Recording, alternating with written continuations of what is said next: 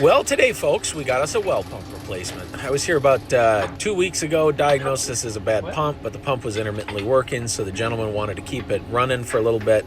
We've got no issues limping something along, but he also mentioned that his 28-year-old son was hosting his bachelor party here this weekend, and I told Bill at the time that we'd be replacing this pump the day of or the day before that party, and sure enough, here we are. The pump we are replacing today is a 42-year-old one-horse Franklin pump, which is actually a pretty impressive track record in our book. Usually we're looking for about 20 years on a pump. 20 years is a safe bet.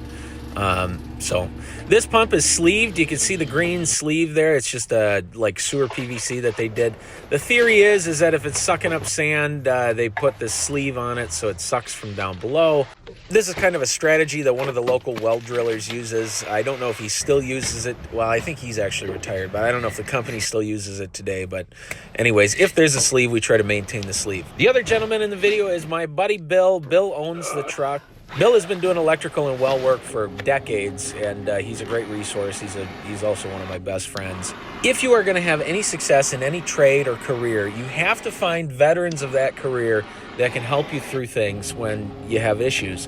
I have a master in electrical, for instance, but it doesn't compare to a guy that's been doing electrical for 4 decades. They'll tell you, well, back in 1994, we had this instance and we had to do it this way, and you have to find people like that. Most of the guys my age are pompous pricks. They think they know everything and stuff.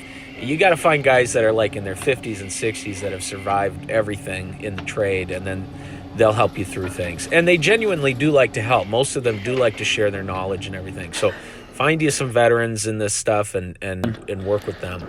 I don't think I mentioned, we did look up the well data on this. It was drilled down to 140 feet. They hit 60 foot and the pump was at 80 foot according to the well report.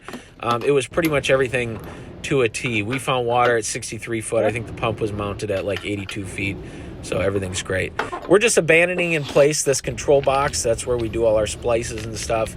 Just putting stickers on so people know what's going on. Here's our test pumping. The thing has wild pressure. It's nice and clean. And then the last thing we have to do is set the pitless adapter. So anyways, I really appreciate you guys watching. Please share, subscribe, like, and all that. By the way, this job took about 4 hours. So anyway, have a good day.